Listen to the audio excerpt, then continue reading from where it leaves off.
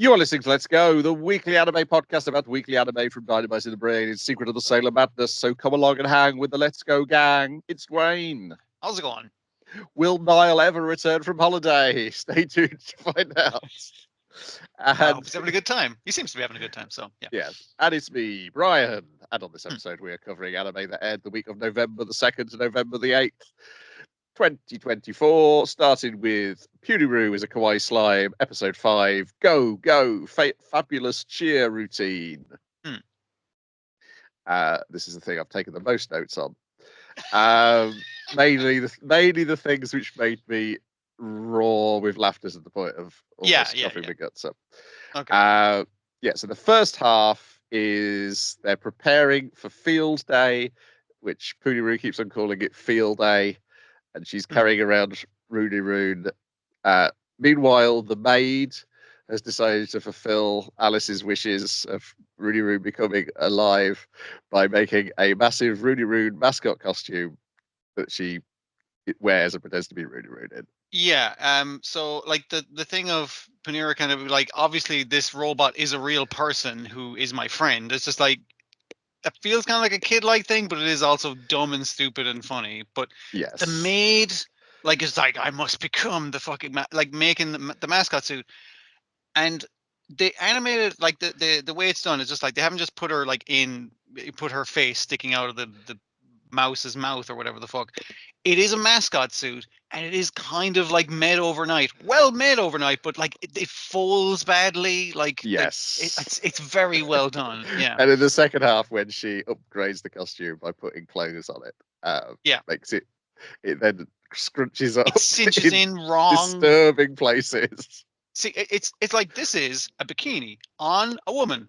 Should be fine. The woman is wearing a mascot costume. That looks terrible. It literally tears off, but not in a sexy way. That wouldn't work. Yeah.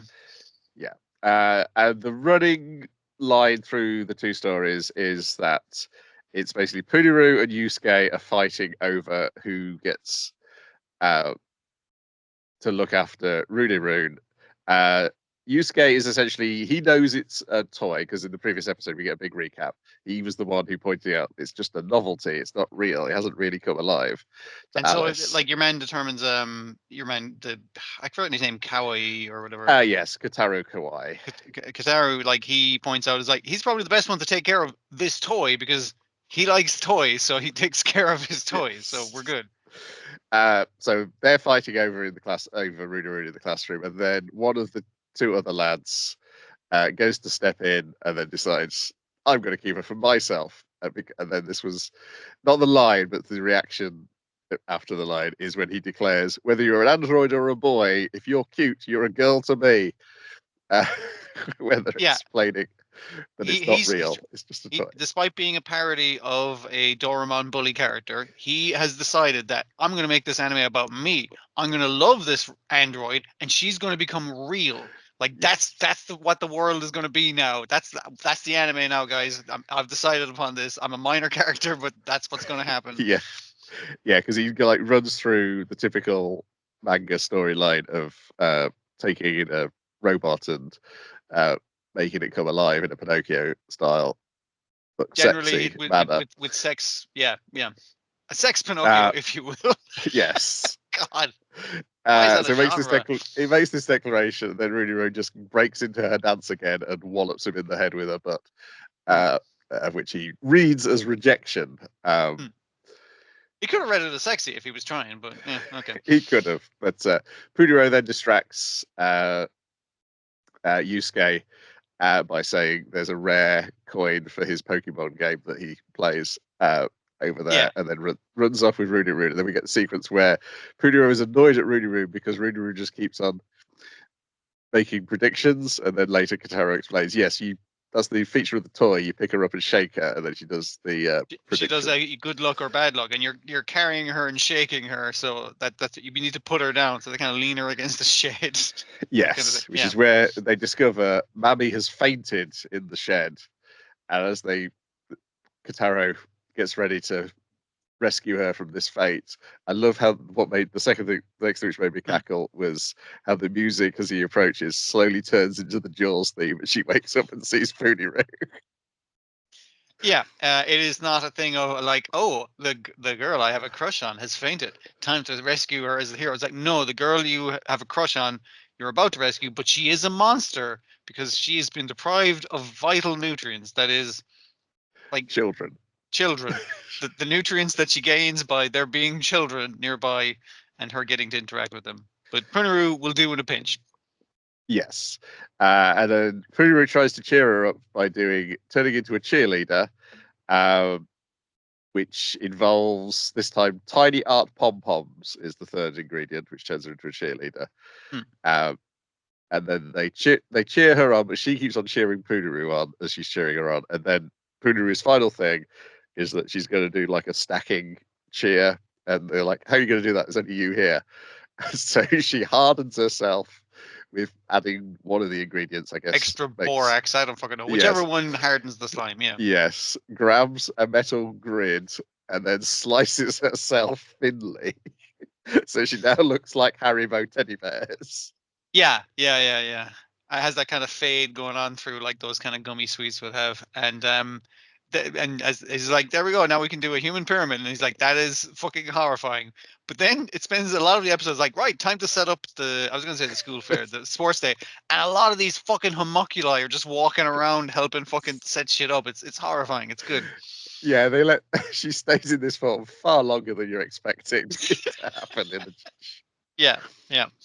And then the second half is Puniru and Yusuke fighting again over Puniru, which involves this time Puniru adds gold sequins and turns into suave grown-up dealer Kawaii Puniru. And it's a gambling anime for half the episode where I think Puniru the is doll very basically bad at went just like, games. let's play a game, and it's like, you want us to win over a game? Let fate be your chance. All right, I'm gonna be Darby the gambler version of fucking Puniru, but again, she has this thing, and it reminds me of like, because I'm old as fuck, Wurzel Gummidge, where it's just like, I'm gonna change into my other fucking form, and your other form is just as fucking shit as your original form, and you're not effective at all. But like, so she thinks she's going to be great at gambling, but she's made her grown-up body for herself. But this child is king of games and is good at all the fucking games. Also, Puniru keeps on picking games that you can't win when there's two players. Yes. Yeah. Like they play, they don't call it old maid, but essentially like old maid. It's like you can't play that with just two people. That's not how that works. Or yeah. Yeah. We also get the maid doing a flashback of how she quote unquote built Rooney Roon, which is it's like we did this, and then for this bit we just took one of these toys, and that seems to be the Pull main the part skin of off how they. it. Yes. And she's there with the scientists who are also weeping at their failures, like when they're going over the various articulation points of the pre-existing toy that they did nothing to develop. She said she spent a lot of money on this. I think she overpaid these scientists, is what I'm thinking. Yeah. And this is this bit we get her and Alice off to the side doing their little bit. But it ends with obviously Yusuke wins, and Katara's like, this is what I said at the start. And then him and the bald lad are like, we've not done much of this episode, have we? And then they go round to see her at Yusuke's house, where he has covered her in Koro Koro stickers. At which point they decide, we were wrong, he's not suitable, let's just keep her in the class for now. And that's pretty much the episode. So still Rooney Roon is the theme of the series next week as well. It's weird the way it's continuing with this, but it still has jokes to tell, it seems. So yeah. And it's the characters, like the character who wants her to be real because this other toy came to life. It's that toy not realizing that Rooney Roon is not alive. Obviously, she's alive. She's a toy that came to life, like me. A toy that came to life, of course. Yes. Yeah. And then 13-year-old boys occasionally forgetting that she's a toy and deciding, well, no, he knows it's a toy. He thinks he can bring her to life. He thinks he can bring to life love. with sexy shenanigans, yes. with sexy consequences, I guess. Yeah. Yes. Yeah. But anyway, because it's been very silly. It's at its best when it does the ridiculous body comedy of Puniru slicing herself up into things. Yeah, because it's one thing if your toy comes to life. It's another thing if your toy has the mechanics of the toy now that it is alive. And Yes. slime is very like it's a very vague kind of toy, and they're using that to its full extent. Of like they could nearly play it for horror if they wanted, and sometimes they kind of lean to that a little. But yeah, This one wasn't too horny. This episode, not. I mean, like you got an adult version of Puniru, but she's most just ineffectual. Yes. You have a lady in a mascot costume, not sexy. Because it's a really awkward fucking situation. I think the only horniness was when they go and see Rooney Rune at Yusuke's house. Her pose there is. Yeah. I mean, it'd be a Yamcha pose on anyone else, basically. Yeah. Yeah. Yes, because as I discovered a phrase through the YouTube channel, as somebody commented that this is sexuality destroying content, which are definitely previous episodes for sure were. I assume kids watching this are going to be like into slime wrestling at some point based on the previous episode. Yeah. I mean, you can't help awakening things in people, man. It's just going to happen eventually. It's the X-Men Totally Spies situation. Right.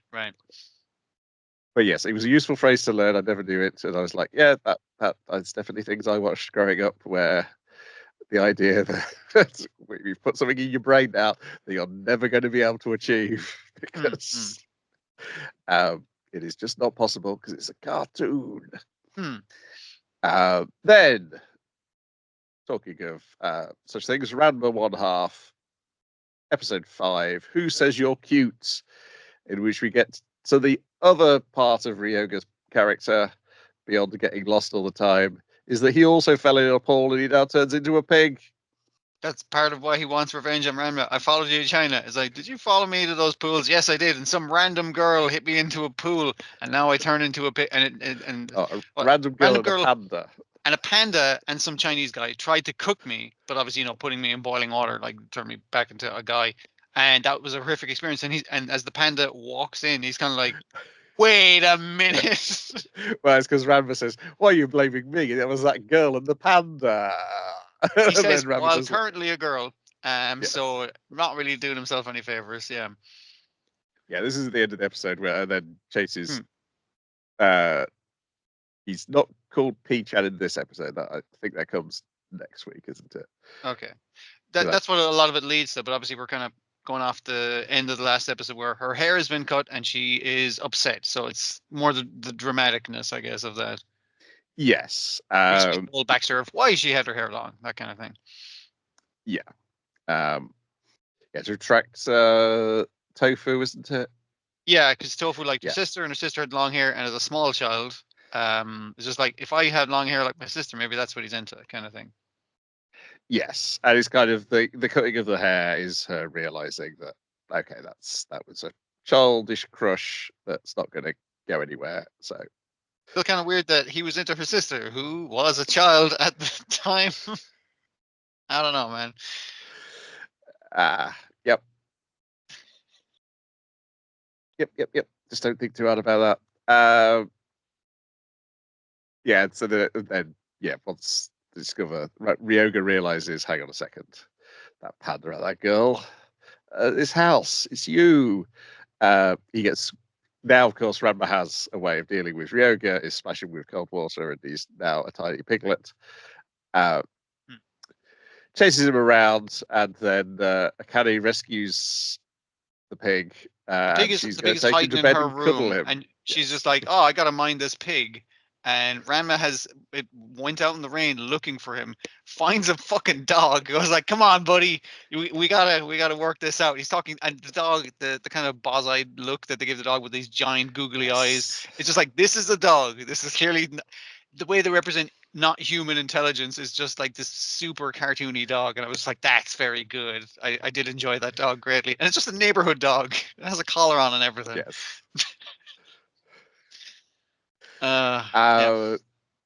Yes. So she's going to take the pig to bed and cuddle it. And Ranma's like, I can't have that. And tries to save him. Yeah, he's going to save her by pouring hot water on the pig.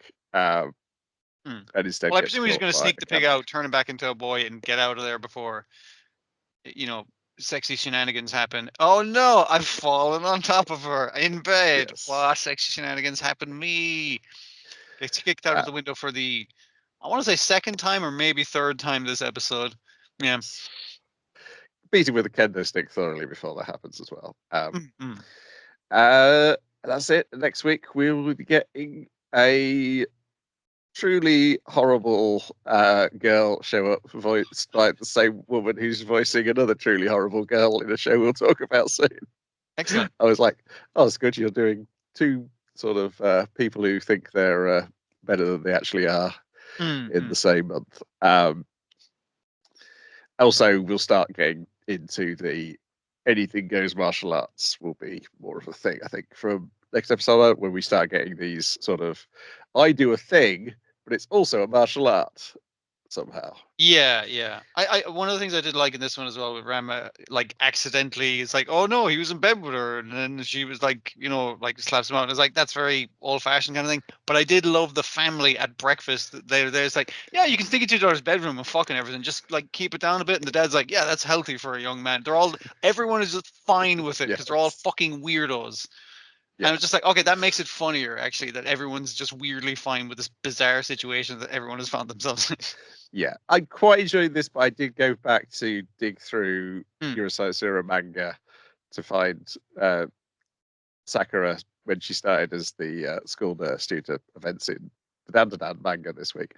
And I think I definitely like Eurosai a lot better. I think it was the economy of the jokes in the Eurosai manga is better because often these are like spread out over 3 chapters.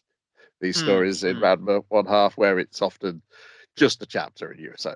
It's like, here's the story, the setup, punchline, all in one chapter. Yeah. Works a lot. And I mean, a lot of Ranma is sort of reworking of the relationship stuff from Eurosai to make it more of a relationship. And also, it's a martial arts thing, which obviously Eurosai doesn't have as well. That is a big part of it, as we will get to shortly. Then we get. Have I got the right episode number on this one? I can't remember. Orb on the Movements of the Earth, episode 6. Move 6. I think it's 6. I'm gonna double check. It is 6. I wrote 7 in, and it is 6. I thought it was 6. Move ellipses the world, in which we are introduced to our second of the new main characters, Badeni, who is a monk, and I love this character. He's such a cunt. He's great. Yeah. So he is arrogant of his own brilliance. Yeah. But also his inquisitiveness into the nature of the world and the universe and the galaxy is still fueled by his religious zeal. Yeah. It's not like he's trying to prove that God doesn't exist or that religion's wrong. Yeah, he's trying to change religion so that it properly identifies the observed world. If you observe the world, you notice imperfections, and surely a perfect being like God would not create an imperfect world. This math doesn't fucking line up, and it's driving him fucking to despair. So yeah, it's the idea that it's just like fuck this, and even when he initially deals with the guy, he's like, I don't fucking know you. It's like, hey, yeah, you don't know me. If you just take a look at this, it's like, blah, blah, blah, blah. It's not even will I give a fuck about this? Will this change my life? Because if it won't, I don't fucking want to see your stupid book. And he's like, might change the world, yeah. And he's like, all right, give me the book. And he's like, oh, this is good shit. Like again, just he's so rude to this fucking random guy he's just met. And then we get his flashback where he is at a very elite monastery. We have to have been to 3 universities to enter. And his problem is that he's learning stuff too quickly it's the idea that, hey, you transcribed all of this, which is like 10 times the work of the rest of our fucking monks combined. And he's like, yep, I know I'm fucking amazing. And the head abbot is kind of like, cut it out, get in fucking line with everyone else. We don't need fucking someone showing everyone else up. Like, you need to Yeah, 'cause reduce your workload. we see he's already got scars on his face here, and we're like, Yes. he hasn't got his eye patch yet, and then we see him, he accepts that light, he gets whipped by the head monk. He has to be flagellated for being so fucking rude, because he's like, I refuse to compromise to fools and idiots. I will be the genius that I am. And man's like, all right, you're gonna have to get whipped now. He's like, yeah, sure, okay. And he's like, okay, so after the whipping, him is kind of like, you're cool now, right? And he's like, self-flagellates himself a bunch. He's like, right, now I have a bunch of insults like paid for beforehand, so I'm gonna fucking insult you some more. What a dick. Yes. Yeah, because we don't know what there's like. You've solved this. They're solving problems for Yes. for somebody or someone. Yeah. Yeah, and he mentions we could take this. We could get even more knowledge if you just looked at that cupboard full of heretical books that you've confiscated. And then as he's leaving, he notices the window open. It's like, the head bug, what a fool! He's left this window open, and he sees a heretical book. It's like On the like a table. pie left out to cool on the windowsill, and it's got wavy lines coming towards him. Yeah, like this guy thinks he's so fucking smart, but he's basically like Yogi Bear floating on the smell of a pie. Yeah, Yes. not smart Yeah. guy. Climbs in the window, gets caught with the book, and then he's like, "Well, it's in my hand now." Yeah, your And I man know even you've- saying to him is like, "Listen, I haven't observed you reading the heretical book. It's just in your hand closed, so we can fucking call it quits right And- now." And he's like, and it's like, I'm here with two fucking burly monks, so you're fucked. And he's like, I'm gonna and read as much of it as I can. Yeah, he's already been told that he'll get his eyes burnt if he Yeah. looks at these books. He's like, "Oh well, I'm going to stare at a page, get as much of that information into me." For a guy who is presented as smart and considers himself very fucking smart, he's so fucking stupid. It's really good. Yeah, a really good character in terms of he should be detestable by everyone's standards. Yes, but it's the fact that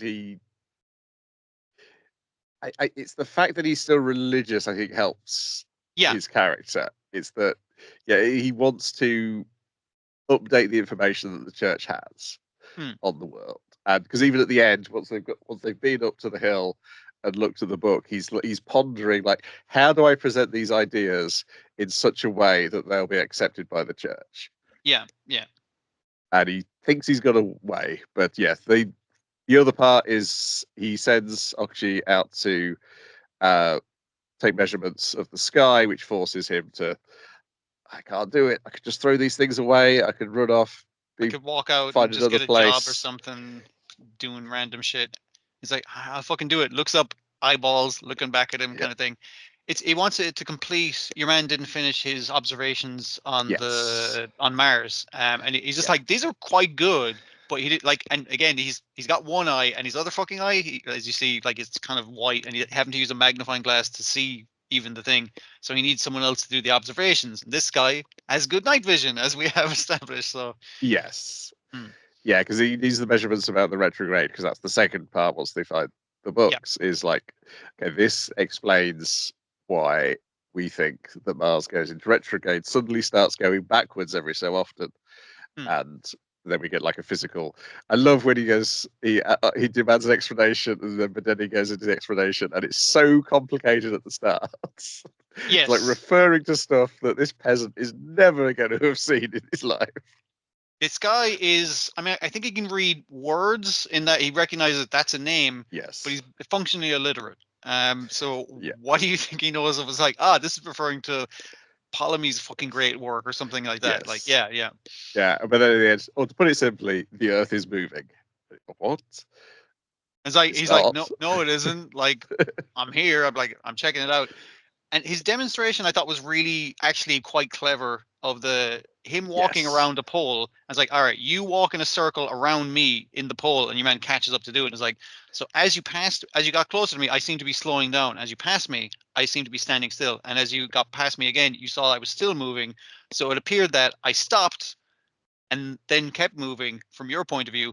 like Mars is. You're Earth and I'm Mars in this situation. I was like, it's very well demonstrated. Yeah. Like I understand it like as thing, but like to demonstrate it to someone who wouldn't understand these kind of concepts. Yes, and he's only just properly had that put in his head from reading these books. Yeah, and the reaction when he reads the books as well is this is what he's been looking for. Makes Fantastic him stuff. physically vomit, and he's like, no. Yeah. That was just I was so like that was just me expelling all the fucking doubts I had and everything. It's just like now I'm good. That all Yeah. this math checks out. Excellent. I now understand that it is a heliocentric universe from their point of view so far. Yeah. Yes. Yeah, and then we get like him pondering like, how do I present this to the church in a way that's not going to get me burnt as a heretic? Burnt more as a heretic. Because already he has been demoted to podunk nowhere because Yes. where he currently is, because it's kind of like, yeah, we can't have you in academia. So he's not attached to any of this shit. So how is he going to present this? Yeah, it's an interesting problem for an incredibly arrogant man. Yeah. Yeah, I think next week we get the third main character, so we should all be set up for our gang to do heresy. Yeah. I'm curious how that will go forward. I don't know how you make a full series out of people doing some heresy, but I assume like one of the things, like he says, like how do you present this to the masses in a way that A, they'll believe, and B, doesn't get your ass kicked. So like the difficulties of that, and obviously we have historical precedent for people who have done that. So like it'll be telling that kind of story. Yeah. Yeah, and I assume you introduce more characters for them to all interact with and sort of. Yeah, and I have to. assume our Grand Inquisitor guy isn't fucking out of the picture or anything. He's No. still around torturing people. Yeah. Yeah, this is a fun series. I like how just it's got that bit of cartooniness to it, which means you can overlook the ahistorical nature, I feel. Yeah, in that way, I think it resembles Vinland Saga like a lot more than just it being a historical kind of telling of things that Yes. happened. Yeah. Yeah, and obviously the difference between Vinland Saga is Vinland Saga is a documented record of the history, has loads and Yeah. loads of gaps which you can play in, whereas Yeah. once you're into the That's true. Renaissance, it's a little They wrote a trickier. lot of shit down by that stage. Yes. Yeah, you're kind of in trouble at that stage. But it's the idea that it's kind of like this. This is how it could have went. Yeah. Yeah. Uh, oh, what am I doing? Why is that open? Right. Back to the script. It is now time for High Card, episode 25, The Flowers Bloom. Wait. Oh fuck! I didn't watch iCard. Okay. Well, Shit. we can talk about it more next week. So it is the VJ episode we were Fucking yeah. See, yeah, I was watching thrown this week. to a Right. degree. Oh, okay. Excellent. Okay, we'll move that over to next week as Sorry, man. Sorry. as a proper discussion. It's all right. I could do with revisiting it because some of these things I ended up watching twice because I was like, did I watch that? And then I rewatched it and I was like, yeah, I did watch it. Chibi Godzilla raids again. This is I Am. You and you are who? Yes, it is. It's head bonk brain transference with King Ghidorah. Yeah, it is Freaky Friday between the heads of King Ghidorah. Yes. And they also refer to, like, because it's presented on this fucking flat 2D fucking plane, they refer to the head, who is functionally the right of King Ghidorah, as the left head, because it's the left as you, the audience, is looking at him. Yes. Which makes it more fucking confusing when they keep referring to each other, and makes it worse when, yeah, exactly, when Rodan and Chibi Godzilla get involved in the fucking shenanigans as well. Yeah, because then Chibi Rodan gets his head bogged, and then all of a sudden his brain's inside Ghidorah, and one of the Ghidorah brains is inside Rodan. It's like, I've always dreamed of this moment of having my own body. I have got a bucket list of things I want to do. And then Chibi Godzilla was like, I want it on this as well. Bonk again. And then somehow they've now got two Chibi Godzillas and no Chibi Rodan. He's been subsumed. It's very dumb. It's very good. Yeah. I feel like this might work as a stage play thing, but maybe this is something you can only do as tiny cartoon kaiju. Yeah. I think it is like a man's eye joke, but where are you going to find somebody with 3 heads to do this? That's the problem. Yeah, yeah.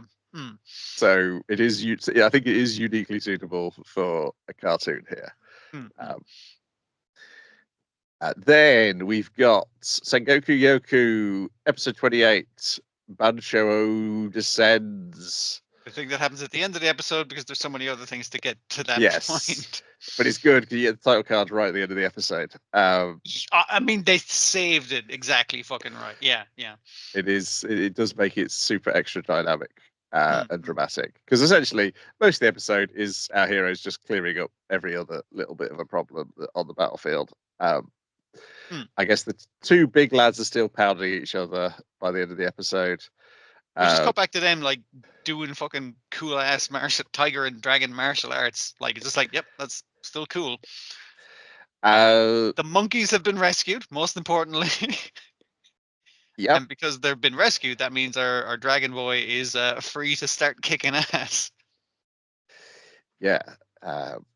We get Shinsuke is now doing the same thing that Senya was doing of going into the spirit world. And yeah.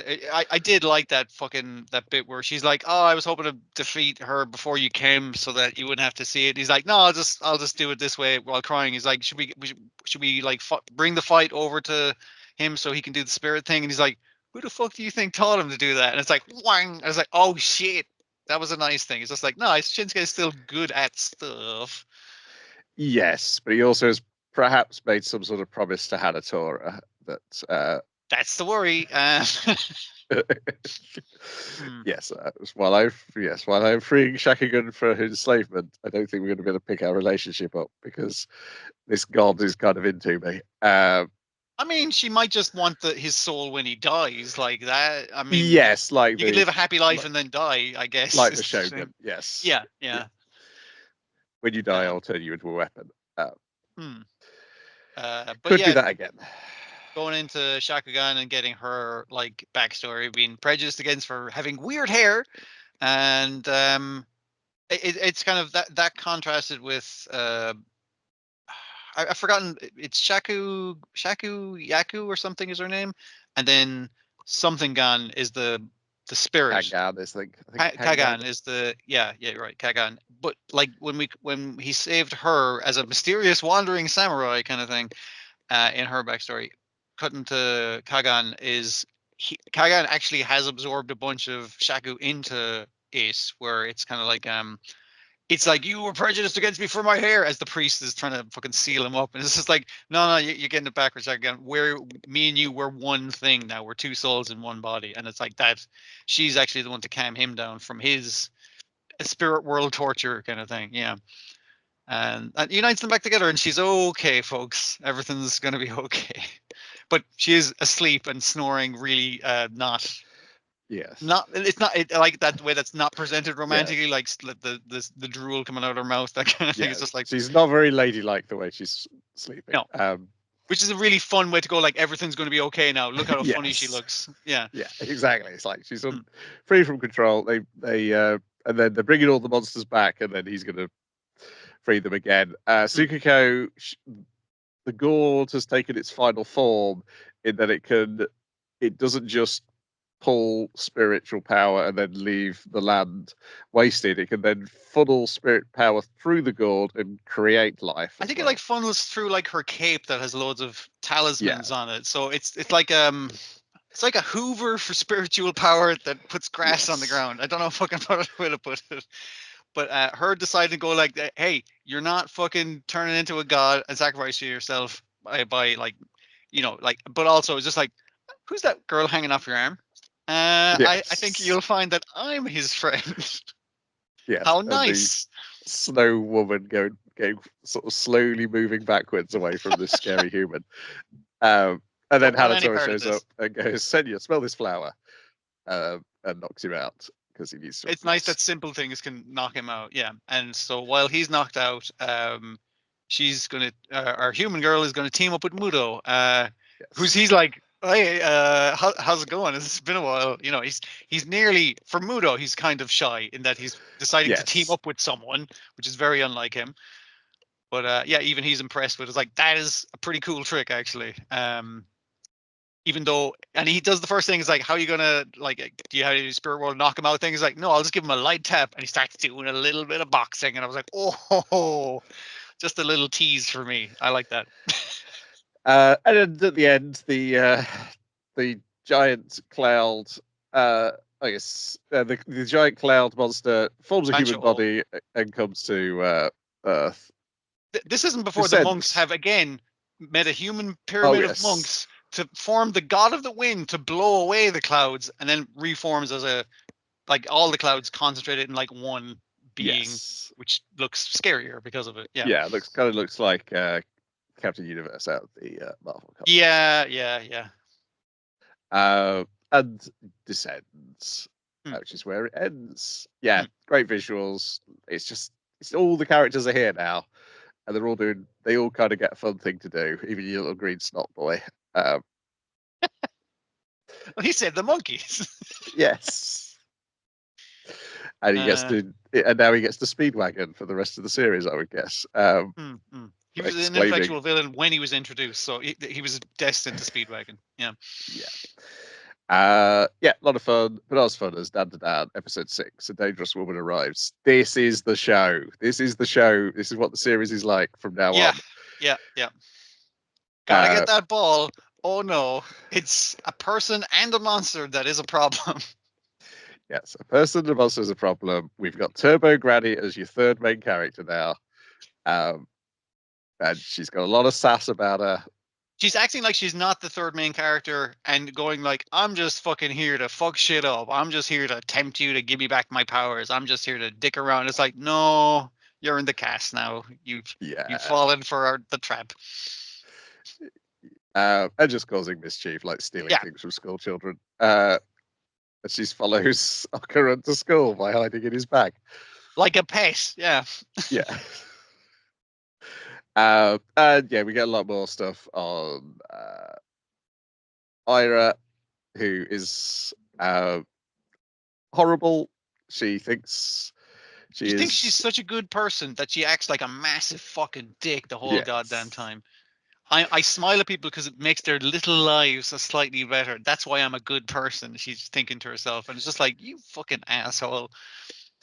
And it turns out she found one of the balls, and then that's how she's gained supernatural awareness, because she saw the giant hand off Momo's back when she pushed the tray on her head last episode. She thought it was a devil's wings. Yes.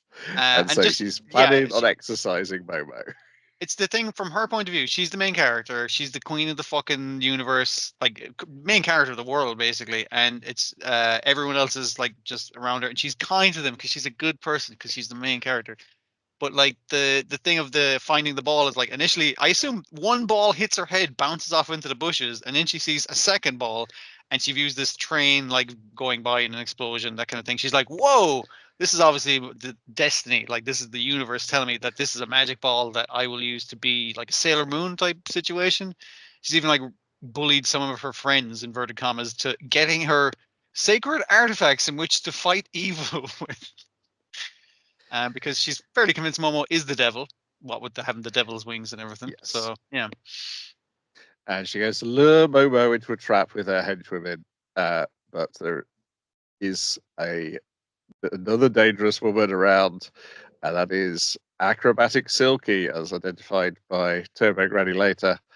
I like that Turbo Granny is basically like, as the third character, is kind of like informing us of stuff where it's just like, hey, she has awareness now. It's like, that's her, like that's the one, I can tell.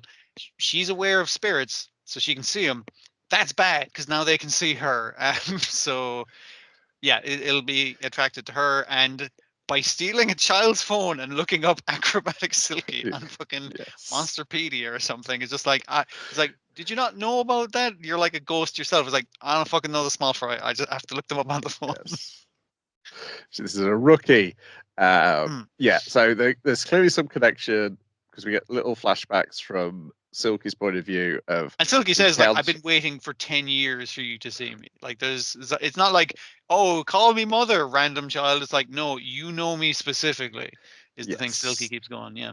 I came in. You saw me before when you were really little, and you called me mummy, and that's that's sort of broken to this yokai's brain that she thinks I've been living for that moment, basically. Yeah. Ira is her child, but she is rejected by Ira. But first of all, has to fight Okuran. Okuran tries to rescue her and gets eaten. Then Ira gets eaten, and then Momo gets eaten. So then it's up to Turbo Granny as a cat to be like, hey, guess what being a lucky cat means? What? It's like, luck goes in my favor. See, when you ate that third child, a bit of your hair went into your mouth. Also, that cross that they have that everyone's telling smells of weird, smelly oil, that was a lighter. So now you're on fire. Now Momo's going to set it on fire. And it all happened because of me. Taking all the fucking credit for it. Leonard Nimoy didn't do anything, but he just fucking teleports away anyway, kind of thing. Turbo Granny's a great character. Like, yeah. Yeah, it's the pulling them out of her mouth and then flying across the floor, and the lighter flies across the floor, and Turbo Granny stops it with her foot and stands looking really cool when. Yeah, it's just so good. And Miyumi Tanaka is fantastic. It's just all this, just all the little. It's her acting and the animators acting of the character. It's just so much fun. It's the thing of when you've been playing like a well-known character for so long, you're just like, yeah, obviously, she can do like one character really fucking well. It's like, no, she's a very fucking good actor. Yes. It's when they're sitting on the roof having their lunch. Just the cat is a little sandwich. Simple scene where they're discussing the plot. Yeah, it's fun to watch because of the angle, and and it's the fact, this thing eats. It's an animate object where you put a soul in, but I guess it can eat food. I don't know where the food goes. I don't think it's excited to be at school merely because it hasn't been at school in centuries. Wow, they're really nice now, aren't they? Just enjoying life, really. And threatening to beat Momo up in this tiny little body, and has to be held back, and like trying to Scrappy convince do. him, like, give me back my power, and I don't fucking care about your balls. Just give me. You should give it back to me, actually. Yeah, this is the show fully formed now. This is what it's about. It's good stuff. Then we've got Negative Positive Angler, episode 6, Thai Lover, in which the secret is revealed, but not to a character you'd have expected it to be revealed to. I thought you meant the secret was revealed that ice is hot.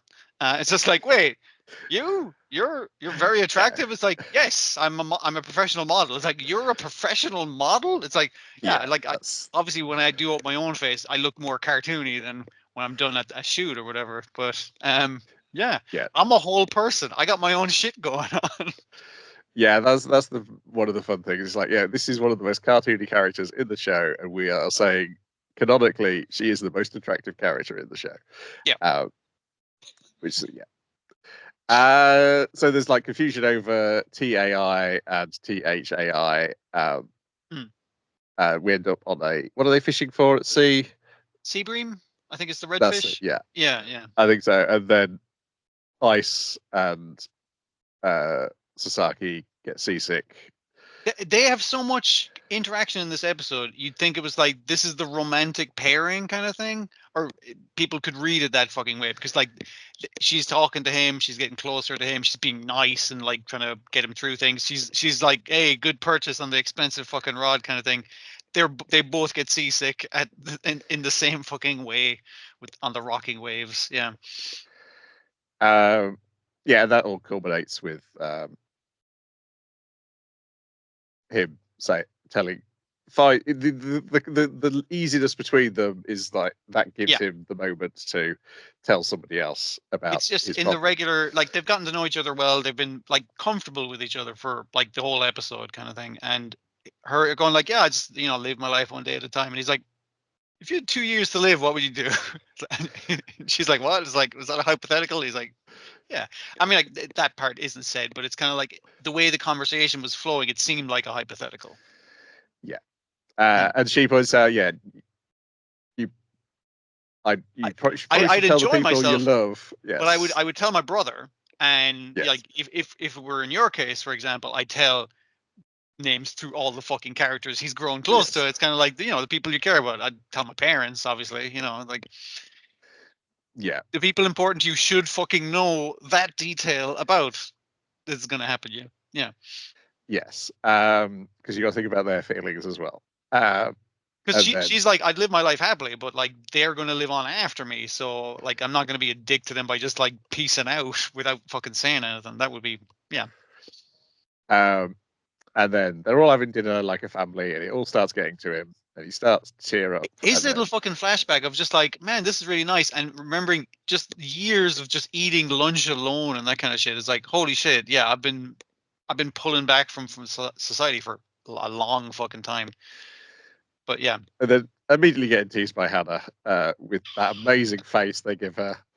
that shit eating grin, man, it's really good. Again, don't take much to summarize because a lot of it is about fishing. A lot of it's like calm fucking moments and just light. It's not even like quips or anything. It's just light banter between people who are just like cool with each other. Yes. Again, the most cartoony man in the fucking thing looks really cool and does a Titanic thing at the front of the boat. Yes. He's just in the background dicking around. He's living his best life. Yeah. And yeah, Lou is a brother, and he's here to learn cooking. And he's got two dreams: one to set up a Japanese restaurant in Thailand, and the other is to become an action movie star. Completely unrelated dreams.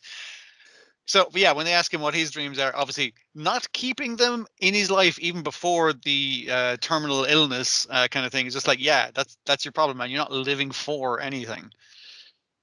Yeah, this felt like a proper midway point of like somebody now knows what he's been keeping a secret from all the other characters, and they did it in a clever way. Yeah, like it felt so natural, just like they're developing friendship essentially. Yeah. All good stuff. Highly enjoyable show. Then we got Mecha-Ude episode 6. Friends are And you say you forgot to watch this one? No, I forgot to watch High Card, like a fucking Egypt. High Card. Okay, did you watch this one? Okay. I'm good at this. Yeah. Sorry. Would you believe it? Amaryllis was lying and is a villain. Yeah. Definitely. What the motivation is, just want some sweet arbitrium that lives in Hikaru. I mean, like, she implies that she knows more of the fucking lore than a lot of the characters have been implying that they know. It also seems to be like a vengeance type situation, but also I would get that sweet arboretum, whatever the fuck it's called, energy. Yes, and she's like literally controlling the little sister. We realize. Also, it's like firmly establishes like Jun is the third main character because he gets he's kind of pulled into this where she at the opening of the ending of the last one, the opening of this one, where she's kind of like, I'm gonna have to take you by force if you don't come peacefully, and he's like, oh, to save your sister, yeah, I'll absolutely do it. And she's like, I'm taking you to steal your energy. He's like, I mean, like, if it'll help, like, because like you're my friend and everything. And Shun's kind of like, whoa, he's my enemy. Like, we're like, you don't mess with him. I'm gonna be the guy who defeats him. I was like, that sounds like a guy defending his friend would say, but like backwards. Yes. Yeah. And then we get the amazing moment at the end when Amaryllis ignores him to carry on making a supervillain speech, and he just rips her from the sister's body. Yeah, you don't get invincibility frames for making a villain speech like that. You should know that from playing, or maybe she doesn't play tabletop games. That's the way to get your ass kicked. But yeah, a lot of this is just fighting Amaryllis, getting captured by Amaryllis, fighting Amaryllis. But it's all so good. The visual of it is quite nice because obviously we have the one guy with the hat with the Dr. Octopus looking tentacle. Your man's Amaryllis compares Ouroboros to like, that's an inferior copy of me, but like he's forming like shapes out of it, hands even, as well as the weird things that kind of look like a computer board kind of thing, as shields. Like like a liquid crystal display. How you'd have the things like the numbers. It's nice, like his one is forming shapes and everything, but she calls it an inferior version of it. But the way, so it's like we've seen multiple tentacle tales, but the way she's controlling the sister is, as she says, like a puppet, like having her strung up, that kind of thing, like going like, hey, you can fight me, but, and wraps like a bit of a tentacle around her neck. Is like having the zombies kind of appear, like it's her long what do they call it, snake type, worm type, I think. Worm Worm type. type is Her worm type is depicted differently than the other worm types that we've seen, and I'm just like, that's nice. It's just visually very interesting. Yeah. yeah. So it reminds me a bit of Lily from the sixth One Piece movie. Right. Right. Or the sixth one, yeah, six, yeah. I know what you're talking about, but yeah. Yeah. Is the Hosoda one, the one where the pirate captain's got the flowers sitting on his shoulder, and then it turns out that's just the front of some sort of horrible inhuman creature that he works for. Definitely not Studio Ghibli.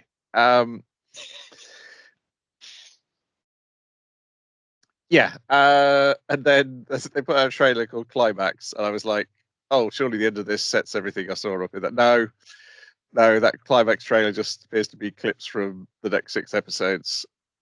Because there's stuff in that. I was like, no, nothing got set up here for that. I guess the most is that the trailer is definitely like, we're going to get a lot of Alma's flashback to the head of the Kagami family when they were friends.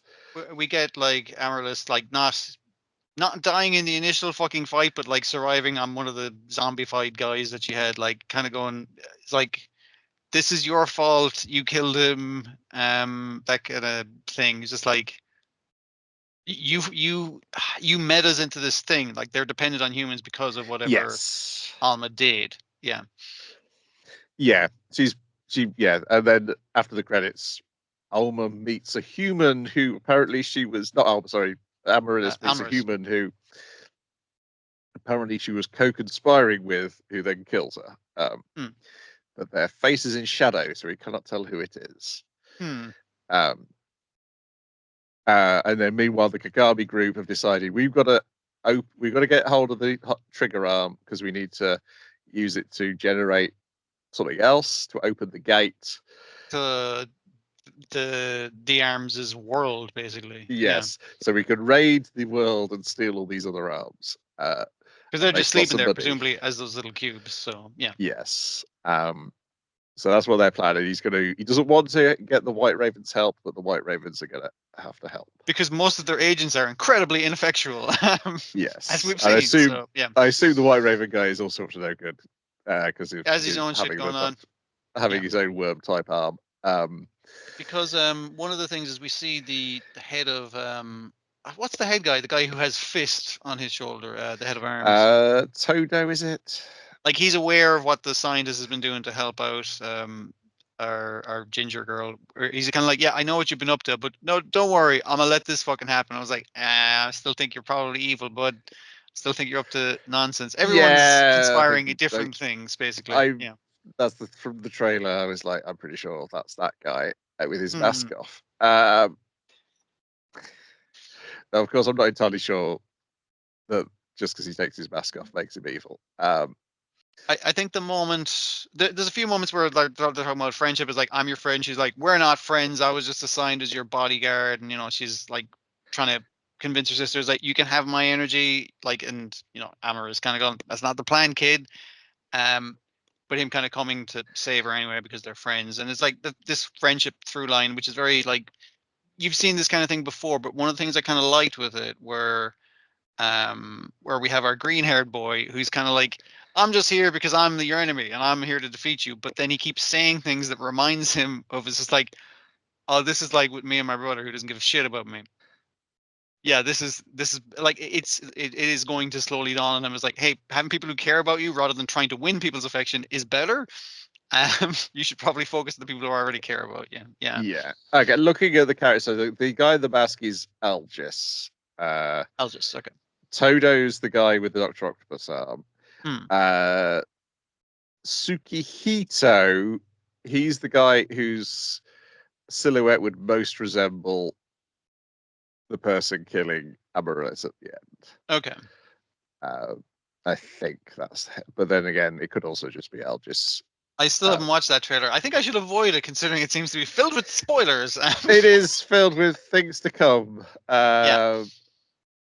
Yeah, it just seems like a second half of the season trailer. Yeah, where the plot thickens. It turns out the goodies were the baddies, but we're kind of seeing that percolating anyway. So yeah. Yeah. This is a fun episode. The action's pretty neat, and the imagery when it's not in action, the imagery of Amaryllis is creepy. Yeah, the way the petals folding in to make a more creepy flower, that kind of thing. There's always like some nice flourishes in this, like even keeping what's the red-haired girl, our main character one, Aki, like having her hair down because she lost the clip, which is how they found out it was her in the thing. But then when she because it's like, I'm here to defend you, she becomes friends with him. All of a sudden, her hair is up again without a clip. It's just like, just those nice visual of just like she's lost her sense of self, and then she regains it, and also regains her character design and haircut. Yeah, not just some nice visual flourishes all over. We got Trillion Game, episode 7, Trillion Game Inc., in which we're introduced to, I guess, our sixth main character. Yeah. Rin Takahashi. Our first employee of Trillion Incorporated, and also CEO and president. I'm president. I was going to say vice president. They're hiring her as the president of the company, which that is an amazing reveal. Yeah. Yeah. So they do this interview, which they they use Ken Win's office again. He's like, "Hey, I'm letting you use it. Don't act rude about it like you own the place." And they have Gaku do the interview part. Haru's there, but we only really see Gaku. And the main thing they're doing is the final part of the interview where they ask a question out of Kirihide's father's book. Yeah, the book he wrote about how to hire new hires, basically. And it's just like, a logic question of, I guess this one's like a moral question in a company thing. If a child fell down a ravine, an important USB falls down a ravine. If you don't get it within 48 hours, the company's ruined. I think the options are send a child down, find a child-sized man to go down after it, a child-sized adult, give up explosives. Explosives. There's give up and let the company fall into ruin, and there's also like spend the 48 hours trying to come up with a better solution. Yes. I think those are the options, and there is a right answer to it, but we're not paying attention to the right answer. Yes. Yeah. One of the guys gives the right answer, and then Rin comes in, and she's very stiff, and her thing, what she says is, "Can you ask me a different question? Because I've read that book and I know the answer you're expecting to hear, and it wouldn't be fair to the other candidates if I did that." And then we see her walking out. We get like flashbacks to like how many job interviews she's been on and how she's being treated by her mum and other people. Like when we're first introduced her, she's working like a small job in a flower shop, and she's being very pedantic about. So like, okay, so you took stems out of that because they were broken of the bouquet. So what we'd have to reduce the charge for that. What I could do is I could make a nice like cardstock, and I could get that separate. And he's like, I don't fucking care. And it was literally the flowers that were going to be delivered to Trillion Game Inc. Before it was. Yeah. So she knows of this company. She researches all the companies that she applies to. So she's very thorough, but very stiff and awkward about it. And as Haru kind of points out, is like, the point isn't to get the question right. This is like a mixer, which, as your man points out, I've never been on that. It's to get to know each other, because they're like, I'm trying to see if I want to work here, and you're like, I want to see if you would be good to work here. So who do you feel would be a best fit? Who do you like, basically? Yes. And then he picks Rin because of this rather than the guy who gave the correct answer. She had a better vibe. She was doing things the right way. She might have been stiff, but she was like, I'm going to be an honest person. He's like, I would like that person to work with me. And I think he's kind of seeing a lot of himself and his awkwardness in the interview stages in her. Yes. So, yeah. Also, a big counterbalance to Haru and his dishonesty, I suspect. Yeah. And then we see her get the phone call and then celebrate, and then we get goes to work where is like, is this where people work? And he's like, oh, this is my flat, my rundown apartment. I've got a cute girl at my flat. This is inappropriate. Let's go to a family restaurant. Yes. Yeah, then Haru, where they wait for Haru, he shows up. He's got these business cards printed off for her, which say she's the CEO, president of Trillion Gaming, because it'll make a big, it'll look great. She'll be just out of college. She'll be the youngest CEO, one of the youngest CEOs around. We'll get loads of news. And then she's like, they have a big party. Where did all this food come from? And then she's going to do some research into what sort of work they could do. What is the business? That's your first job as the CEO and president of the company. What do we do? Yes. And they hold this meeting where she's done her research in her class in college, which they cannot be in because they're not in her college. Yes. But, you know, they do it anyway. Yeah. And then she lays all this out, and then Gaku's like, oh, yeah, I thought I was a slow and steady methodical worker, yep. But I'm not compared to her. And she's put all the printouts up on the whiteboard and everything. She's actually put the research into what would be good, what kind of markets can we go for, what kind of clients could we get. Like, it's just like, okay, that's actually how this is done. What's the one product we have? We have Gaku. Gaku is the only product we have. Yeah. And literally, the only thing our company is known for is winning a competition but getting disqualified for it in the tech industry. So, like cybersecurity, yeah, that's probably what we'd end up doing. Yes, and yeah, she's got, because of all the research she's done, all these job interviews, she sees all this opportunity to offer some sort of IT security there, and then Haru goes, AI, we'll sell them fake AI. And it's like, we'll sell them AI because it'd be like, hey, we'll make an AI presentation. We'll make this AI thing that will help pick the right gift for your partner or like a distant cousin or whatever the fuck. That AI is fucking great. And they're like, we don't have any AI. And it's like, yeah, it'll be you, Gaku. You'll fucking do it. You'll do the research and we'll say a fucking robot did it. Yeah. That's the plan. It has the amazing great AI. That's great. Managers who don't know what they're talking about will jump on that. It's prescient and it's using AI in a way that I think is fucking hilarious. So yeah. Yes, I when people bounced off this at the start, and I feel like they're missing the satiric element of the show and the comic. Like initially, I thought like a lot of your men's style looked very stiff, brought into animation. But there's this kind of niceness about it that is like, you're not expecting this nice looking guy to be such a fucking selfish prick. Like it works quite well. Yeah. Yeah. And I like that they kind of keep the design where it's like their hair isn't like they have a few loose strands. They have loose. Everyone's got like loose strands and stuff, which does add to it. Yeah. It's just like, okay, we're back into doing a scam. And we've now got a third person on board. He has to be on board. It's her company. Yes.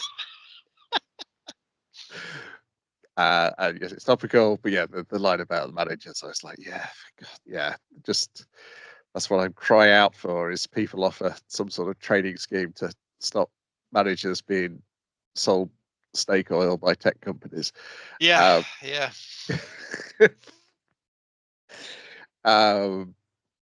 But I suspect this is kind of functions as that. This is to make people aware that a lot of these venture capital groups and tech companies don't know what the fuck they're talking about. They're just trying to sell you something. Yes, rely on a lot of flim flam. It reminds me a bit of how the sub stories of Yakuza tend to work that way occasionally. Yeah. This is a funny story we're doing, but it's also a warning to you, middle-aged man playing the game, so not to fall to these scams. What I do like about that, actually, that comparison is close to what I was going to talk about, because obviously you've current day scams in that as well, but you also have, because a bunch of it's set in the past scams that were in the running. So what I'm kind of curious about this show, like, it's good. I think people will enjoy it now and looking back in it, but now talking about AI as the scam is very prescient, very like of the fucking times. that'll be old fashioned once AI fucking falls the way of fucking NFTs and every other fucking scam that's come before it. Yes. But it'll be. I wonder. Like, I hope it'll be the same kind of thing as like, oh yeah, that was a thing. Yeah, I forgot people would Yes. fucking do that shit. And even the thing they're selling is not like the AI that Yeah, people are a currently gift scaling. finding AI Essentially, kind of yeah, thing. Yeah. it's like a Bayesian analysis AI. The Yes. thing is what Yeah. they're really going to end up. I assume eventually they'll have to have a real product. They can't Yeah. just Yeah. pretend to be the product all the time. But they So could the make thing some that, money with this part of the scam to be a real yes, company. yeah, Yeah. or to pay somebody else to develop that software for them once they've got the Yeah. cash for it. Yeah. Yeah. Yeah. Yeah, so it's not like they're not going for the generative AI. That's not what they're trying to do here. It's the No, it's basically like they're trying to create an algorithm that sees what you like and find out what yes, things that you could be purchased for you that you would yes, like. Yeah, that's it's very minor in terms of AI kind of thing. Yeah, yes. But and I assume it'll be as just Gaku looking at what they put on their yes, fucking like their Instagram or whatever the fuck is like. Oh, they like that, huh? I'll fucking write that down. yes, and as Harry was identified, you just stick AI on it, then yeah, foolish managers will be think they're on the cutting edge. It's real hip. Yeah. Uh, oh yeah, so that was always the thing I remember from working in the in chocolate, Mm. the chocolate company when one of the marketeers left a article with a post-it note on our desk saying vanilla seems kind of hip at the moment. Um, Has I was vanilla ever been out of fucking style? Like, I know. I know vanilla is referred to as plain when it's literally a thing you need to add into something. It doesn't pre-fucking exist. But like, all right, fair enough. Yeah, that thing has always lingered in my mind. It's like somebody who'd write that phrase down on a post-it note and expect you not to be laughed at. He was also a Yeah, man who walked around wearing snakeskin cowboy boots, and expect not to be laughed at. and expect not to be laughed at. But no, Mm. we all laughed behind his back, and now I'm doing it on this show. Um, I think uh, you're far enough away that you haven't burned your bridges there, with that. there You're was, okay. yeah, it was the office also had like one of those sort of that height, Mm. sort of half height, like uh dividers as Cubicle you came in. dividers. Yeah, Yeah, but it was just as you come in to make a fake corridor to get to the desks. yeah, So then yeah, yeah. one of the factory managers would come in and lean on it, but he would always make sure to pull his sleeve back so you could see his watch, his expensive watch that he'd bought. He'd Oh, always for make a show of his fuck's expensive watch sake. every time. Yeah. Okay. And and we noticed, and again, it was a thing we'd take the piss out of him behind his back about because he's like always come to show his watch off again. Um, I think I ended up making a character in one of my role playing game campaigns based on it. I assume if not a villain, then a comical clown. A comical sort of semi villain, yes. Okay. Okay. But yes, it was. Yeah, it was like that's just a. It is like a sitcom character trait, but it was a real person. Mm, mm. Anyway, back on to sitcom character traits in real people. It's Noble Farmer, episode 20, Okan and Grandma. If it wasn't for the fact that, because she does herself and her family as cows, if it wasn't for the fact that I know these are fucking real things, I would assume this was written by a comedian. I mean, she is like a funny fucking Yes. writer anyway, but yeah, you get what I mean. Yeah, so this is about the mum and the grandmother, uh, and also how farming really helps with pregnancy. Yeah, it opening with her, like I was taking like, it wasn't Pilates, it was like freaking yoga. I think it was yoga It was for yoga, yeah. pregnancy. And it was just like she can't do this pose, but any squatting pose she can do real fucking good from all the squats you have to do on a farm.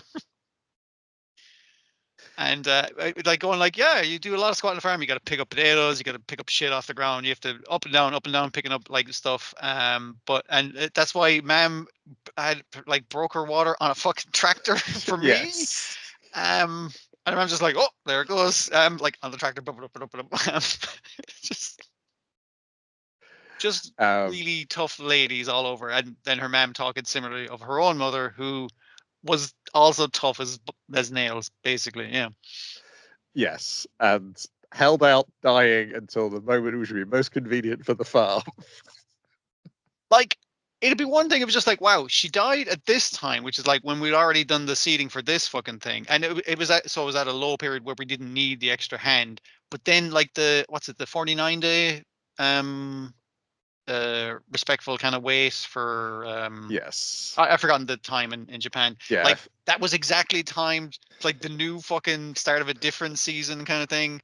And the last joke of she had, because they're looking for a photo to put up for a funeral, and she had a picture taken 6 months prior in a kimono that's fucking perfect at the top of the pile of photos. It's like, there you go. Yeah. I've got it all fucking sewn up for you. Don't worry about it. But yeah, there was the one sweet thing, the sweet thing of the grandmother saying one of the rare nice things she Yes. said to her daughter before dying. She basically said, "It's like, hey, you're going to be all right, ma'am." It's like, no, it's all right. You go out and take care of the cow sheds. And oh, by the way, thank you. And the mother kind of like baling fucking hay and just goes like, she's never fucking thanked me before in her fucking life. What the fuck is she up to? Kind of thing. And then going back in is like, oh, she died. It's like she just wanted to say that before she fucking died. Again, she got everything sorted. I can't even be mad at her for the years of being the backbreaking laborer because it's just like, Yes. no, I mean, like she really cleaned up after herself. Like, yeah. Uh, yeah, yeah, fun little story, and it's Hmm. yeah. There's like a little bit in there as well about like how couples today divide up work on the farm. It's like some are like my parents, and some are different to my parents. Yeah. Because like it's initially the thing of you think it's like, oh yeah, because your mom and dad work at the farm, because it's like, oh, you can have a woman work in the city and the guy works the farm, or the woman does like this business end of it, or the guy does like maybe a lot of the heavy lifting and that kind of shit. But on their farm, she does all the fucking work. The mother does all the fucking work, and that is only proved by the dad coming in and is like, hey honey, can you do these fucking bills for me, kind of thing. All these finances is just like, and her realizing is like, wait a minute, you do things at every level of the fucking farm. What the fuck does dad do? Hmm. Horrible yeah, and injuries, seemingly, from the prior episode. as always, a fun little short about everyday tales of country folk who also Yeah, happen to be cows. Um, only the seeming story, weird when they're milking a cow at the time. Yeah. the stories of girls who couldn't be magicians. Episode 6. Everyone but us went home for the holidays. Hmm. In which we learned that Cat is the school nurse. That was fucking wild, man. That was like, no offense to the rest of it, that was the best part of the episode. Because they're like it's exam times and all the students are like, fuck, we got our, like, it's midterms or something like that. I can't remember. End of term exams anyway. Yeah. But all the other students are freaking out on the highfalutin classes, and they're like, "Woo! We don't, teachers not in, so we don't have to do jack shit." But then our blonde head student kind of comes in. She's like, pay attention, class. This is going to be our new teacher for them, the head nurse." And it's like, it's the cat. It's the cat who is up to shit, but apparently is not a fucking human in cat form. Is just a cat who is the nurse, and she's responding to the school nurses like meow meow meow meows, as it's like, oh yes, we'll hand out the papers now. It's like, oh, pay attention everyone, now silence as the test starts. And it's like, can you understand what the fuck she's saying? He's like, no, I do not speak cat, but I'm getting the general gist of what we should be doing, when we should be doing it, and also the cat seems to be enjoying the process. Cut back to the cat fucking beaming. It's just like, I am enjoying being a teacher as a cat. Yes. It's just an Wild invigilator. shit. Yeah. Hmm. Yeah. The test is you just got to write down a spell that you'd like to do. And of Yeah. course, Karumi gets analysis paralysis and just stares at a blank piece of paper for 2 hours, Hmm. um, and then leaves it blank. Could have been worse. You could have Um, wrote down like "I am a fish" several times or something. Yeah. yeah, because everybody else is just writing down I spells to want to do with their design an array that is a train related array. Yeah. I want to do a camera based array or something. one personality traits, a Yeah. tambourine array. I'll make it circular, so that works. Yeah. Uh, and then they have a celebration, but they've got somebody new join them because one of the kids from the top school has been demoted to the idiot dorm. Like that just shows you how what they think of this thing. You can be demoted to this fucking level of class. This wasn't oh, you're not capable of magic. It's like, you guys are the stupidest of the elite. You got into the elite school in shithead class. But yeah, apparently from not finishing the race in the prior episode, this guy's been demoted. So yeah. Yeah, and so then the second half is like a bunch of the characters can't go home for the holidays. So we've got Mirai, Yuzu, this new kid, and the twins. I think that's it. I think isn't it? he's not going home because he got demoted and he can't face his parents like that. But the twins, they're because they have the same parents. Their parents are away on holiday or something like that, so they're sticking around. And then and so turns out the MRC are also here. Yeah, I don't think they're even allowed be in the school. I'm pretty sure they're just like squatting, as far as I can fucking tell. Who knows? But yeah, it's a good time because the school's closed down. It's like a couple of you guys here. It's like time to investigate some mysteries, I think is the way to do it. Yeah. Yep, and they've discovered something under the skull, and so all the gang are going to go under the skull. And then meanwhile, we briefly see Minami Suzuki checking the exam papers and going, I thought you'd got further than this, Mirai. I'm going to have to go and visit you. Yeah, I So see. you've turned in When a she was blank in that paper. library researching illegal magic, I assume she's also grading test papers. So I take it back. She's actually being a decent teacher. I don't know if she's technically the teacher yet because I went back and watched that first episode to see if we were introduced to any of the faculty. And no, that cat was out of fucking left field, and she still hasn't been confirmed by anyone else on the faculty to be a member of the faculty. So who knows? Yeah, I was a bit like you. I was constantly thinking about the cat being the teacher through the entire episode. Yeah. So some of the nice characters, sort of the character bonding between Karumi and Yuzu was a little lost on me. But it definitely, it's a. The problem is this is clearly referenced. I mean, this is a me problem, not a problem with the show. Yeah. It's building on a type of narrative that I am fairly unfamiliar with, which is sort of the dormitory school, boarding school kind of stories. boarding school novels. Yeah. No, I'm familiar with them existing, but yeah, I don't know them in depth to any fucking degree. But yeah, very much so that thing, and the popular, the high class girl, like going like, actually, you and me have a lot in common now that I'm getting to know you. That kind of burgeoning friendship and everything. Yeah. Yeah, which obviously is a degree of exoticism if you're in Japan, of like, because this is clearly, it's not solely European coded, because obviously there was a good deal of it was Indian coded when we got the clubs. Sure. But yeah, it definitely feels like there's a level of exoticism going on with the idea of these dorm schools. Of which I was assumed this sort, as you say, this sort of narrative of the posh girl and the common girl finding common ground. Yeah. And also characters having to stay at the school over Christmas or whatever because they can't go home. I when I went to secondary, it's not that anymore, is my understanding, but the secondary school I went to was half boarding for people who didn't live in and around town and that kind of thing, and half, well, way more than half, like people who just live in the town and therefore go to the school and then go home at the end of the day. I can tell you, boarders did not like it as much as the guys who got to fucking go home. It's not fun to live at school. Okay, I was trying to remember that. Yes, there's like 2 series from Enid Blyton, the awful woman, or at least 2, but there's one of them which got an anime. That's the thing I was trying to remember.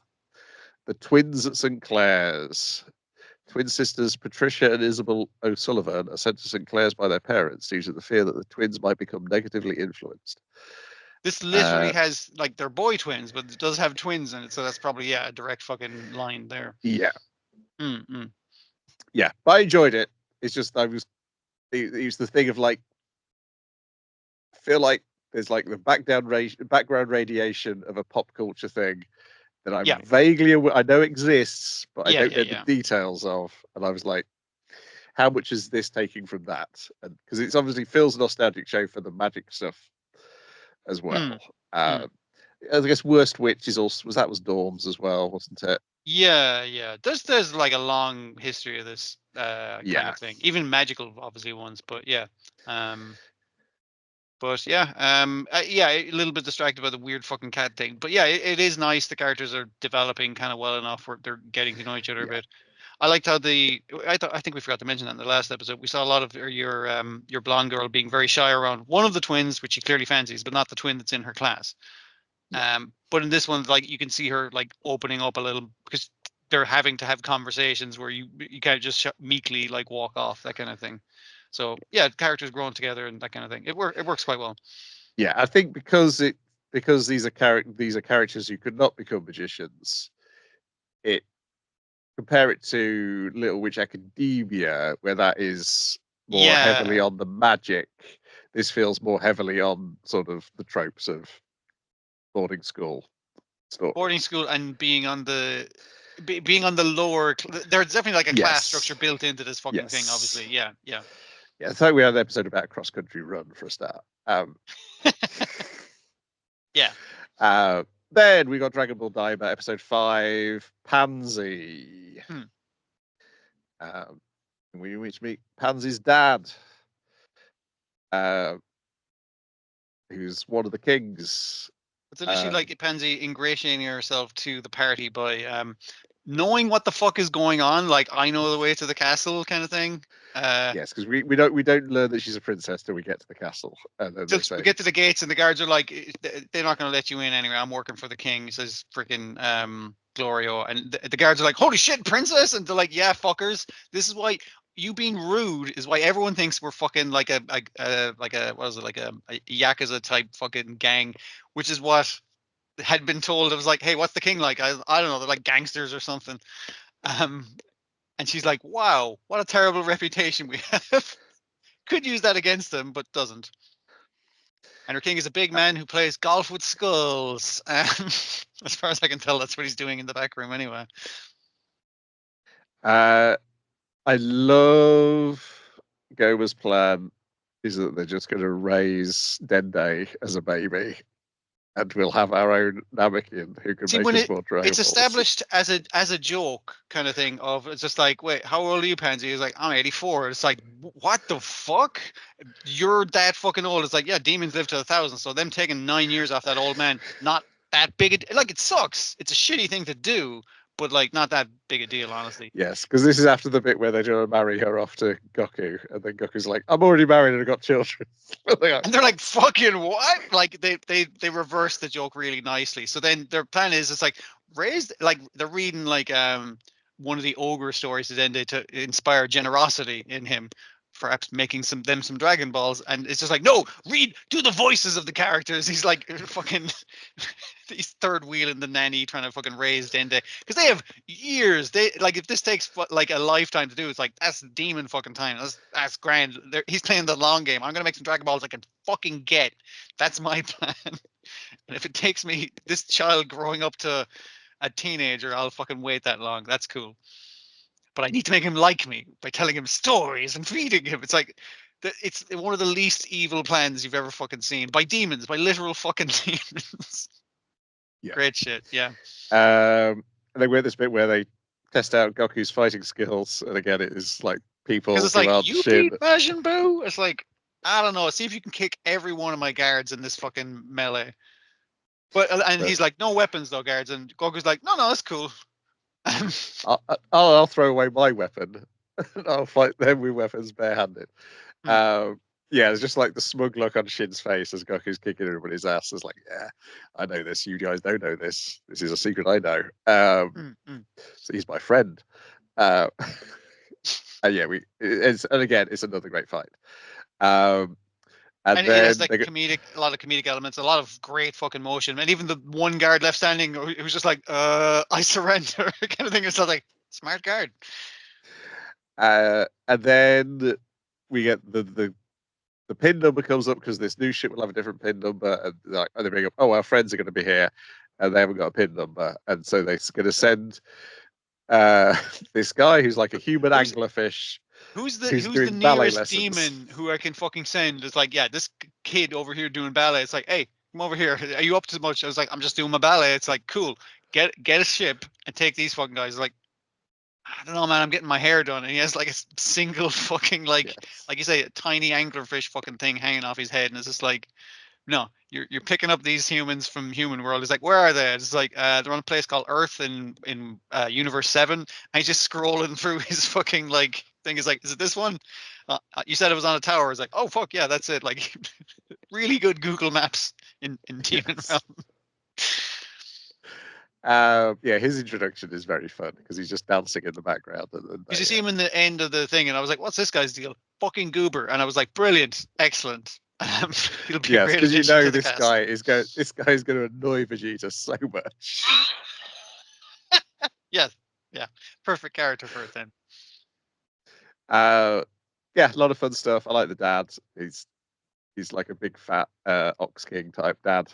Yeah, because they're going to like, how many people am I going to be transporting? It's like, we don't have a ship that big. We're going to go steal this ship from a different fucking gang and bring it back here, and then we'll fiddle with the pin numbers. It'll be cool. It'll all come out in the wash. Don't worry about it. Yeah. Yeah, this is such a fun, enjoyable show. It's so well made. Just stress ball, Dragon Ball. What more can you ask for? I was genuinely worried because I didn't know that Toriyama actually got involved in it as much as clearly from the writing of it, just the kind of jokes and everything. It's like, yeah, he got fucking involved in it, and the silly fucking characters, and it's like, yeah, this is very much so his jam, and it's it feels like more Dragon Ball in the best possible way. Yeah. Yeah, we also get Shin mentioning to Goku that they can't fully trust Glorio. Because he said the king hired him, but he said he like from interaction with the king, it's like it's clear he came to the king going like, I know a dude who can get you this shit. So it's like, okay, so he's not on the up and up because what he said to us isn't what he said to the king. You know, Goku's like, so we're just gonna get the Dragon Balls and get the fuck out of here. And even the king is kind of like, that's a fucking terrible plan. Don't fucking do that. Until they see him fight, and then they're like, that's got some merit. Yeah.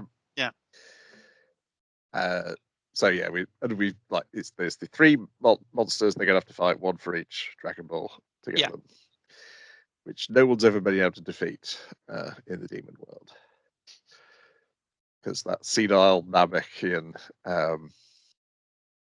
used them to protect them. So I think he's less senile than he fucking. Yes, I wonder if he's got some other there's some other elements to these Dragon Balls that's not being let on. Yeah.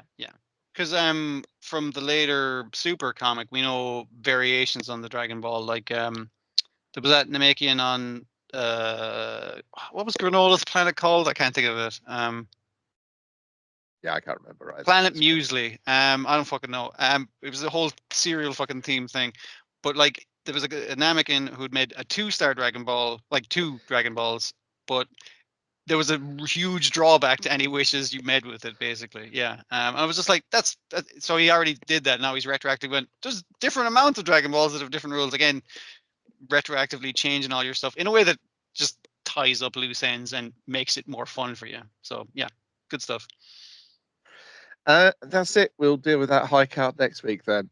Sorry.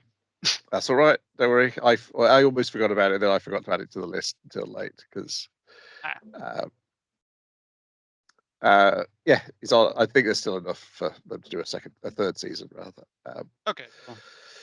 We'll talk about that next week. Righty ho, that's it for now. Goodbye. Bye.